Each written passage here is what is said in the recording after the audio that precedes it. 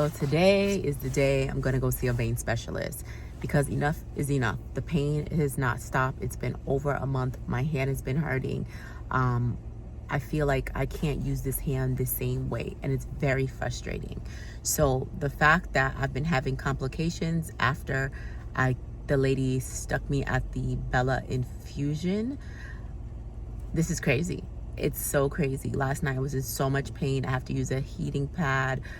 They told me to take the blood thinners because I don't know if this blood clot is gone. I don't know where we are on this, right? And so because I don't know, I made sure that they were able to squeeze me in. So because they were able to squeeze me in, I am going in here today to the local physician's office, and hopefully I can get some answers.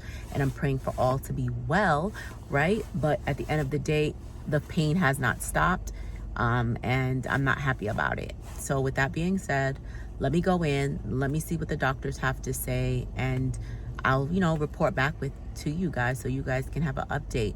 So if you notice that your technician is a little shaky, maybe tell them to get the light. If they don't have the light, maybe you request that your center gets a light or additional light, like I would say. So let's go in here. Pray for me.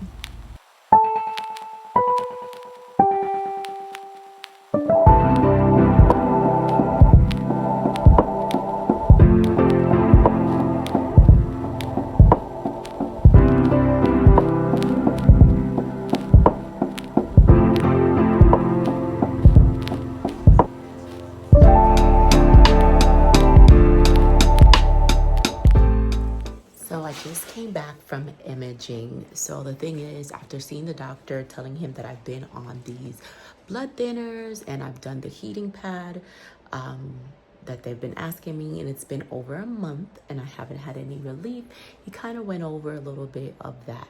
But he said, you know what? He was going to let me come back next week and do the ultrasound. They did my neck. So they did this side. They did my whole hand from under my armpits all the way to my wrist. And then she did this side of my neck just as well. So we just finished up that. So she's going to go write up her report, get everything. She just asked that I have a little bit of patience, and she's going to get it over to the doctor. And then at that time, the doctor will come in and do a follow-up with me. So I'll have more information of what's actually going on within a few minutes. I've been praising through it, just asking God to just, heal me. And I know it takes time for certain traumas like this, but I've never had anything take this long, and it's uncomfortable. I can't sleep properly at night. Last night, couldn't sleep, had to have the heating pad on. I don't want to always take aspirin, right? So he was even saying like there are other blood thinners, and I don't want nothing to mess up my kidney. So, that's not something that I'm anticipating that I would have to take. So right now he said, he even mentioned taking a leave, but you guys, if you're watching this channel, you know that we can't take that because of no NSAIDs, right? And because of the kidney transplant. So I had to just remind them that I'm post-kidney transplant, just made 6 years a couple days ago, and I'm not trying to do anything to harm that, right? And so I guess he may not be too familiar because he's like, not even a little bit? Nope. Like, if that's what the transplant team, at the end of the day, who has the upper say in anything is the transplant team. So if the transplant team is not comfortable, they don't want me on certain things, you have to follow that particular protocol. And so that's what I'm following, whatever the transplant tells me. Now, if he comes back and says something else, he's obviously got to bypass it. He has to talk with the transplant team, see what they say, and whatever they say goes. So right now I'm just sitting here having conversations with people that I know, just kind of wasting time because it was like an hour, maybe an hour and 15 wait just to get this imaging. And the lady up front was like, wow, that's surprising they got you in. And I'm like, hey, God knew I needed to just get it done and over with instead of having to come back next week to come. Like, it just doesn't make any sense. Like, if you're going to come to the doctor's office, I feel like you should be able to handle everything one time versus having to leave, come back. Yeah, that's how they make their money, but at the end of the day, this is not the time for that, okay? We need answers. It's been over a month. I need answers. So I'm just, like I said, just praying here. So let me just sit here, wait a few minutes, and once the doctor comes in and gives me an update, then I can give you guys an update.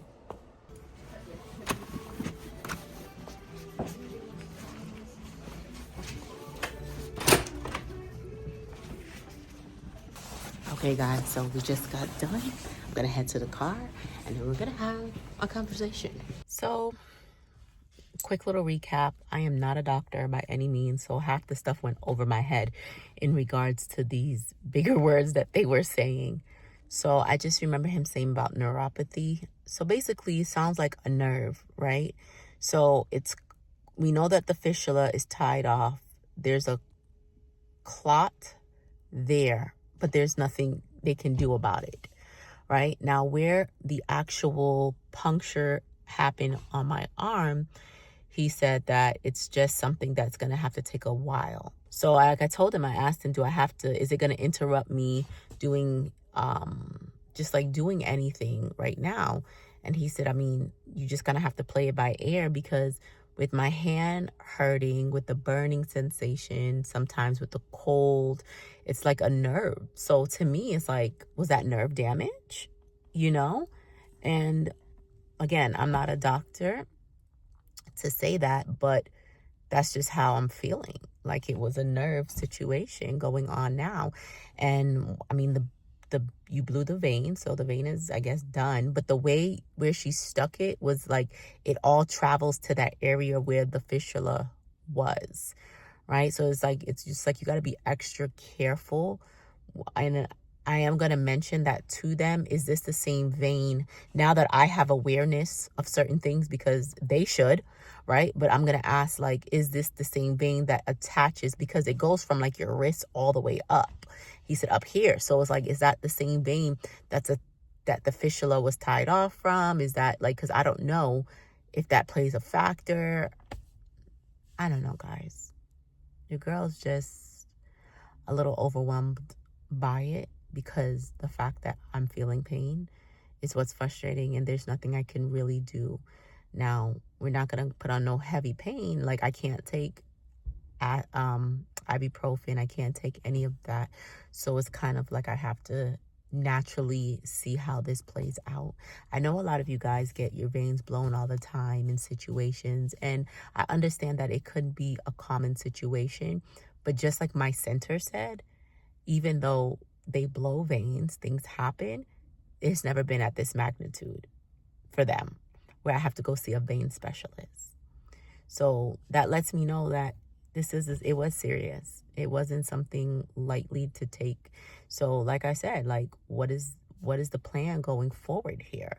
I understand there's protocols in the center and how they do and operate things, but at the same time, no nurse or whatever the person is that brings you in, because they're not all nurses, not everybody will say, oh my gosh, I do not feel confident to do this, right? They're all gonna hush their mouth because they don't want to sound incompetent. So you just have to watch body language and see. And I could tell it was a little, now that I look at it, like her body language, but she didn't get the light, right? Yes, maybe somebody else was using the light. Well, maybe the institution needs to incorporate getting 2 lights, so situations like this don't occur, because it's all about, what did you learn from this situation? Not just me. You're not going to just talk to me and tell me, well, we just have to be understanding and da-da-da. But what about you guys, right? What about you hospitals, you institutions that are doing infusions and things of that nature? Maybe opening up the budget a little bit so you can get another light, so you can get proper equipment, so you can see, right? Instead of having people to go through traumatic situations like I've been, right? And having to go to the hospital, spend hours at the hospital. You guys already know how the hospitals are. And then having to go back and forth to vein specialists and things of that nature. It's very mentally traumatic, time consuming, and just the pain that I have to go through. I don't want anyone else to have to go through this. So we have to start demanding that these centers and hospitals have the proper equipment. This is 2026, right? This is a big city. Like, we should not be poodling around out here. Like, we should have the proper equipment. And I get it. You don't want your staff to rely on that. But at the same time, if your facility is big enough and it's used on the other side and it's not on this side, what are they supposed to do? Right? They just say, oh, let me shoot my shot and see what I could do. When you shoot your shot, situations like this happen. And so, and to them, it's like, oh, it's just another case, right? It's just like, okay, just get over it. You know, things like this happen. And but that's not the case. We don't just get over things like this, because now my arm has scarring. I'm in pain. I've had to run to the hospital. I've had to come to the vein specialist. I had to do all of this. And I should just be okay? No. So I'm glad that in my last infusion, we pushed them. We pushed them like, okay, so what's the plan going forward? Okay, yes, you applied for an ultrasound machine or whatever for the hand, but what about the light? Because what I notice is when they use the light, we don't have these issues. So maybe they need to start saying, you know what, let's make it mandatory to use the light so we don't have these situations.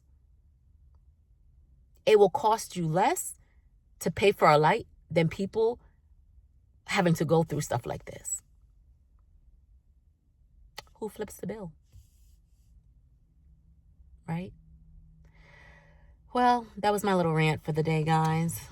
I just wanted to just inform you of what was going on with me. I appreciate you guys coming on my journey, staying with me through thick and thin. If you guys are going through something, or if you've been through, because I had put this on my Instagram stories and people did comment and say, man, this has happened to me, similar situations, but just not at the magnitude where you have to see a vein specialist. Comment below. I want to know how many people are experiencing things of this nature. And a lot of times we're closed mouth, we don't say anything, and things don't get change, things don't happen. So in order for change to happen, you need to voice up. You need to say what's going on and not just hold it in because you feel that you are on dialysis, you got a kidney transplant, like you should just be grateful. No, we demand proper care. We're constantly getting sticked all the time. We demand competent people and proper care. Okay? So, love you guys. Peace.